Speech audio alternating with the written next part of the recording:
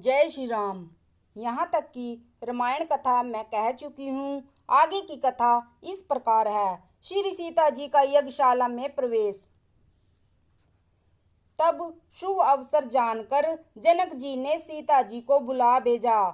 सब चतुर और सुंदर सखियां आदर पूर्वक उन्हें लिवा चली। रूप और गुणों की खान जग जननी जानकी जी की शोभा का वर्णन नहीं हो सकता। उनके लिए मुझे सब उपमाएं तुच्छ लगती हैं, क्योंकि वे लौकिक स्त्रियों के अंगों से अनुराग रखने वाली हैं, अर्थात वे जगत की स्त्रियों के अंगों को दी जाती हैं। काव्य की उपमाएं सब त्रिगुणात्मक मायक जगत से ली गई हैं। उन्हें भगवान की स्वरूपा शक्ति श्री जानकी जी के अप्राकृत चिन्मय अंगों के लिए प्रयुक्त करना उनका अपमान करना है, अपने को उपहासास्पद बनाना है। सीता जी के वर्णन में उन्हीं उपमाओं को देकर कौन कुकवि कहलाए और अपयश का बागी बने, अर्थात सीता जी के लिए उन उपमाओं का प्रयोग करना सुकवि के पद से युक्त होना है और अपकृति मोल लेना है। कोई भी सुकवि ऐसी नादानी एवं अनुचित कार्य नहीं करेगा। यदि किसी स्त्री के साथ सीता जी की तुलना की जाए तो जगत में ऐसी सुंदर युवती है ही कहाँ जिसकी उपमा उन्हें दी जाए।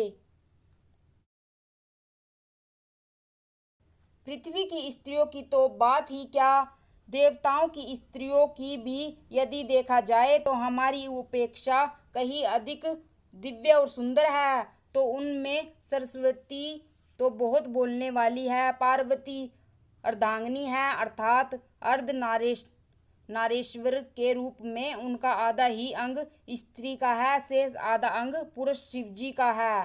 कामदेव की स्त्री रति पति को बिना शरीर का जानकर बहुत दुखी रहती है, और जिनके विष और मद्य जैसे समुद्र से उत्पन्न होने के नाते प्रिय भाई हैं, उन लक्ष्मी के समान तो जानकी जी को कहा ही कैसे जाए।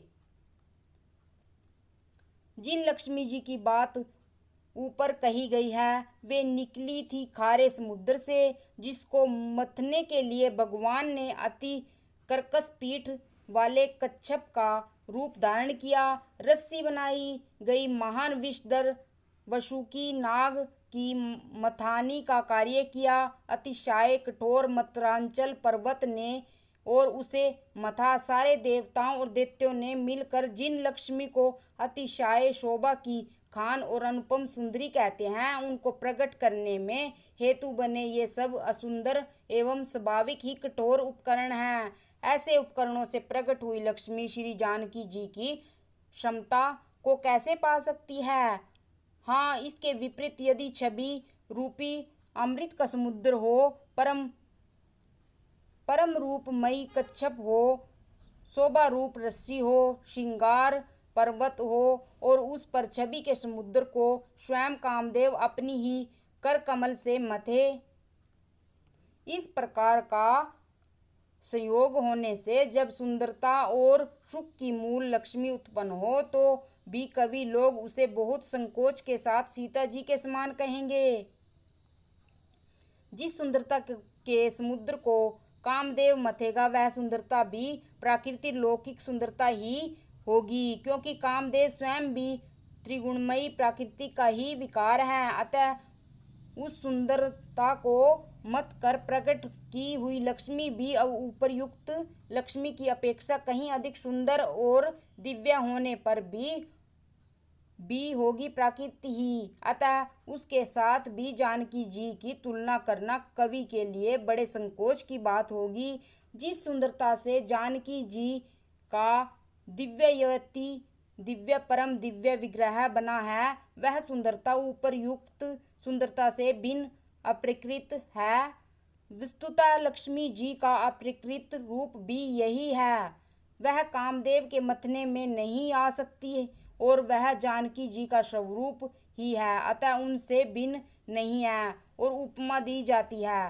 बिन वस्तु के साथ उसके अतिरिक्त जानकी जी प्रकट हुई है, स्वयं अपनी महिमा से उन्हें प्रकट करने के लिए किसी भिन्न उपकरण की उपेक्षा नहीं है, अर्थात शक्ति शक्तिमान से अभिन्न अद्वैत तत्व है, अतएव अनुपमीय है। यही गुण दार्शनिक तत्व भक्त शिरोमणि कवि ने इस अभूतपूर्व मालंकार के द्वारा बड़ी सुंदरता से व्यक्त किया है।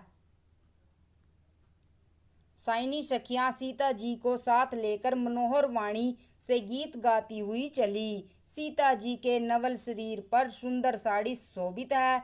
जग जननी की महान छवि अतुलनीय है। सब आभूषण अपनी अपनी जगह पर शोभित हैं, जिन्हें सखियों ने अंग अंग से भली भांति सजाकर पहनाया है। जब सीता जी ने रंगभूमि में पैर रखा तब उनका दिव्य रूप देखकर स्त्री पुरुष सभी मोहित हो गए। देवताओं ने हर्षित होकर नगाड़े बजाए और पुष्प बरसाकर अप्सराएं गाने लगी। सीता जी के कर कमलों से जयमाला सुशोभित है। सब राजा चकित होकर अचानक उनकी ओर देखने लगे।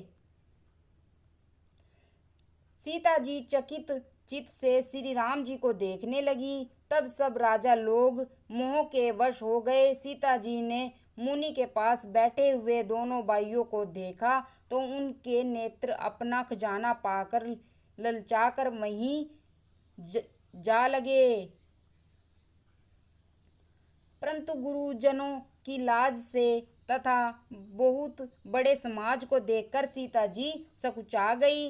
वे श्री रामचंद्र जी को हृदय में लाकर सखियों की ओर देखने लगी। श्री रामचंद्र जी का रूप और सीता जी की छवि देखकर स्त्री पुरुषों ने पलक मारना छोड़ दिया। सब एक टक उन्हीं को देखने लगे। सभी अपने मन में सोचते हैं पर कहते सकुचाते हैं। मन ही मन में वे विधाता से विनय करते हैं, हे विधाता, जनक की मूर्ता को शीघ्र हर लीजिए और हमारी ही ऐसी सुंदर बुद्धि हो उन्हें दीजिए कि जिससे बिना ही विचार किए राजा अपना प्रण छोड़कर सीता जी का विवाह राम जी से कर दें। संसार उन्हें भला कहेगा क्योंकि यह बात सब किसी को अच्छी लगती है। हट करने से अंत में भी हृदय जलेगा। सब लोग इसी लालसा में मगन हो रहे हैं कि जानकी जी के योग्य वर तो यह सांवला ही है। जय श्री राम।